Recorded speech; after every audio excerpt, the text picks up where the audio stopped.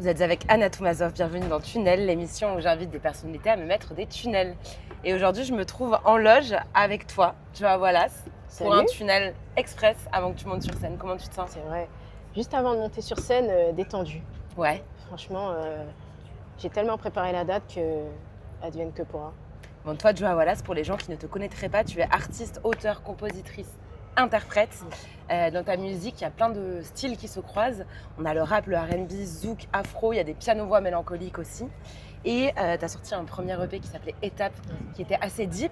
Et là, à l'inverse, tu reviens avec un nouveau projet qui est beaucoup plus rythmé, joyeux, presque libérateur, qui s'appelle 40 Party Man, avec des vibes donc différentes que tu vas entrecroiser ce soir, puisque tu vas ouvrir ce deuxième soir des Déferlantes, on voit il y a l'affiche derrière, avant d'autres artistes qui vont te succéder, Aya Nakamura, Théodora, enfin ça va être quelque chose de gros. Donc là on a une interview moins d'une heure avant cette montée sur scène. Comment tu te sens? Franchement, j'ai une personnalité assez chill. Donc, ça se voit là en plus t'es en détente. Ouais, je suis vraiment détendue.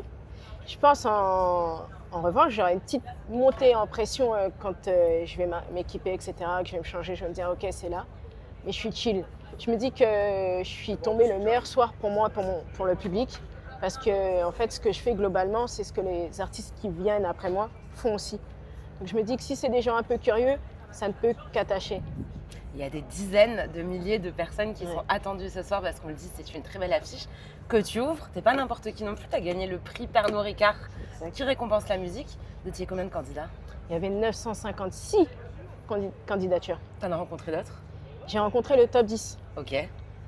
Parce que même si tu ne fais pas partie du top 1, Pernod Ricard offre des accompagnements quand même au top 10 et on s'est rencontrés lors du top 10.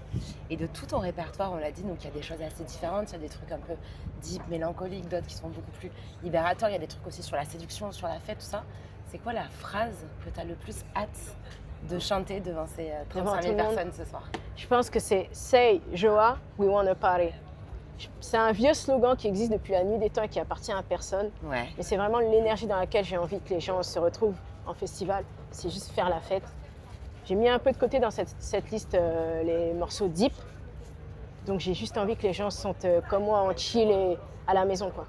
Après, tu connais les gens de toute façon, ils vont parfois découvrir des artistes sur scène, ils sont hypés par la personne, du coup après ils l'intègrent dans leurs habitudes d'écoute, et puis ils découvrent effectivement, ils se prennent les sons un peu plus deep, on le voit de toute façon sur justement des Théodora, des Aya, elles ont déjà sorti plein de projets, mais Théodora un peu moins, mais elle a sorti un projet où il y avait quasiment 30 titres, donc forcément voilà, et elles n'ont pas le temps de tout jouer, et effectivement les gens découvrent plus les sons deep derrière.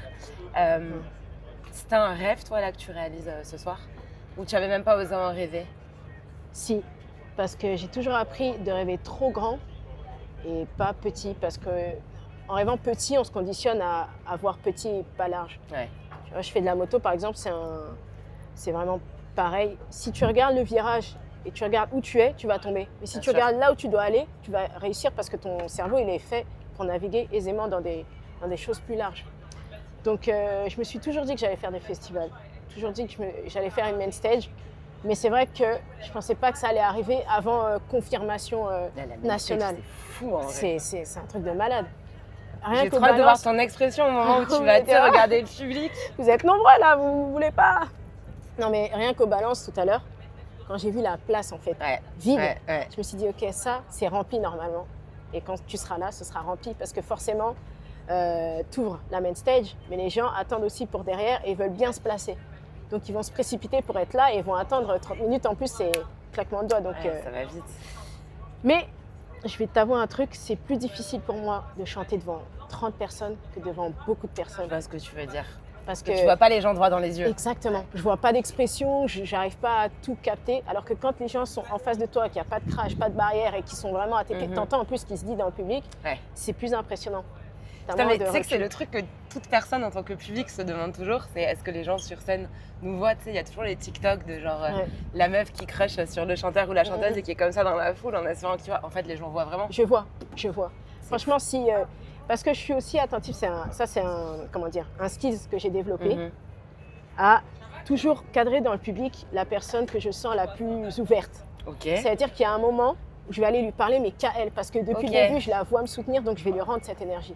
Donc je vois, on va dire, les 4 premières lignes, et j'observe. Ok, lui, il prend pas. Et justement, s'il prend pas, je vais aller vers lui, et ça va le mettre tellement mal à l'aise qu'il va se reconcentrer. Ok, donc souvent, tu te sers vraiment en fait de personnes aux ressources dans le public. Exactement. Il y en a toujours, même si tu n'y penses pas, il y en a toujours une au moins qui vraiment, elle est là avec toi et que tu connais pas. Et c'est vers ces personnes-là que je vais prendre de l'énergie et me dire, ok, il faut que je la mette à plus loin. Ah, c'est intéressant ça en tant qu'auditeur de savoir ça. C'est quoi toi du coup ta config de scène de rêve? Ma config. Ça j'imagine. Ça déjà c'est énorme. Là pour l'instant on est config DJ et voix, ça me va très bien. Pour l'instant je me dis que j'ai pas les prods derrière moi pour être accompagnée d'instrumentistes, mais en revanche j'aimerais beaucoup rajouter plus tard des danseuses et dans un autre step peut-être des instruments. Parce que j'ai vu que tu tirais tes influences justement dans des types de musique que tu écoutes qui sont le soul, le rock, etc. Donc j'imagine qu'il doit y avoir la volonté d'avoir des gros bands derrière et du monde. Je pense dans un second temps. Mais vraiment d'abord plus la présence scénique, les danseuses, parce qu'avec les musiques dancehall, bouillon, afro, tu vois, les danseuses pour moi elles servent à ce que le public capte l'énergie et qu'il se lâche aussi. Là où je peux pas tout défendre sur scène toute seule. Et le band ce sera pour après, quand la musique elle sera vraiment, je pense à l'album, il y aura vraiment tout. Là je me dirais ok, ce son-là particulièrement, ce son-là, parce qu'aussi les musiciens prennent de la place. Donc si tu as une config où tu as envie de sauter partout, là c'est une main stage donc il y a la place pour tout le monde, mais quand tu fais des petites tournées de smack ou quoi, il n'y a pas forcément cette configuration. Et c'est de ça que tu rêvais quand tu étais enfant?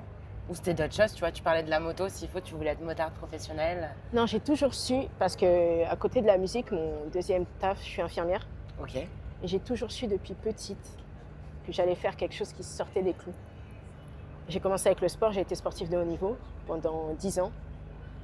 Et je m'étais fixé un objectif, je veux jouer en équipe nationale. Dès que j'ai atteint l'objectif, ça c'était fini. Il fallait que je passe à autre chose. Tu as vraiment des rêves à accomplir et tu te fais des listes? Ouais, des listes. Et je sais que quand je les mets dans ma tête, j'y arrive. Donc je me suis toujours dit que j'allais pas avoir un métier conventionnel. Même si j'en ai un.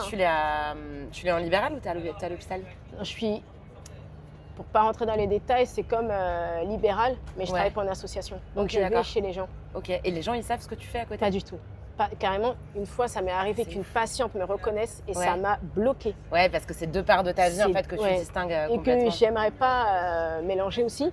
Ouais, bien sûr. Parce qu'en tant qu'infirmière, tu as un rôle et tu vois que tu dois garder.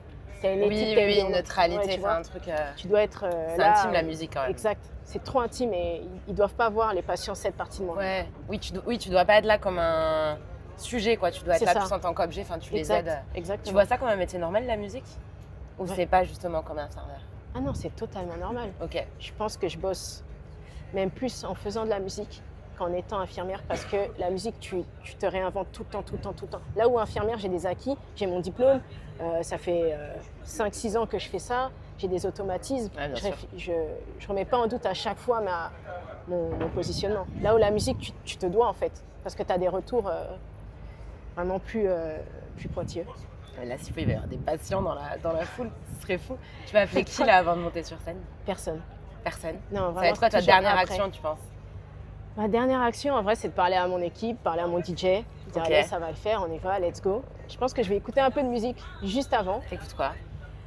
Je crois là, j'ai choisi une musique que j'écoutais avec mes parents. C'est une louange parce qu'on est congolais, mais c'est une louange qui dit ce soir c'est un miracle.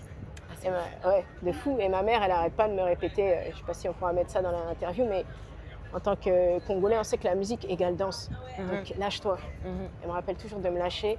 Et donc je vais essayer d'écouter des musiques qu'elle écoutait pour qu'elle me retransmette la force. Oui, tu vas te remettre dans une configuration que seule la musique peut te... Exact. Je vais me mettre dans une configuration club, un son qui me donne envie d'en découdre. Et comment on se sent là quand on est vraiment à l'orée de réaliser un big rêve? Est-ce que tu conscientises le fait que c'est un gros truc ou justement tu es en mode tu l'as réalisé avant et là en fait tu vois ta journée minute par minute, tu vois? Non, je réalise pas. Je réalise des semaines après. Je me dis, en fait, en regardant les vidéos, je me dis j'ai fait tout ça. Parce que dans l'instant, il n'y a pas de calcul. Je sais même pas où je suis, je sais même pas, tu vois, je fais ce que j'ai à faire. Et c'est bien après, je me dis, attends, t'as chanté devant 15 000 personnes quand même. Tu sais déjà quel va être le prochain rêve? C'est déjà prévu dans ta tête? Le prochain rêve, je pense, c'est que ma musique ait parlé à assez de monde pour avoir ma propre tournée et que ce soit régulier. C'est ça, ouais, prochain rêve. Parce que sortir un projet, c'est facile. Maintenant, le défendre et que les gens comprennent le message, c'est l'étape d'au-dessus. Et voilà, c'est que cette aventure se multiplie en fait et quasiment que ça devienne une habitude. Et là, imaginons dans 5 ans, dans 10 ans, qu'est-ce qui pourrait te faire dire, là, j'ai réussi? On peut voir très très grand. Là, justement, autour de nous, on a les équipes de très très grandes femmes qui ont réussi à faire de grandes choses. Je pense que quand je dirais que j'ai réussi, c'est quand je vais dire « Ah, je m'ennuie ». Tant que je ne m'ennuie pas, c'est que je suis encore en train de travailler. Il y a encore de la grinta à avoir et de la dalle. Je pense que le jour où je me dis « Ça y est, je m'ennuie, qu'est-ce que je fais d'autre ?» Là, ça y est. Bon, bah écoute, Joa, quand l'épisode sortira, ta scène sera déjà passée. Yes. Et là, elle n'est pas encore passée, elle est encore dans le futur. Donc, je te souhaite beaucoup de réussite pour sa scène et surtout que tu kiffes. Merci pour les questions. J'ai kiffé. Merci encore, Anna. Bisous.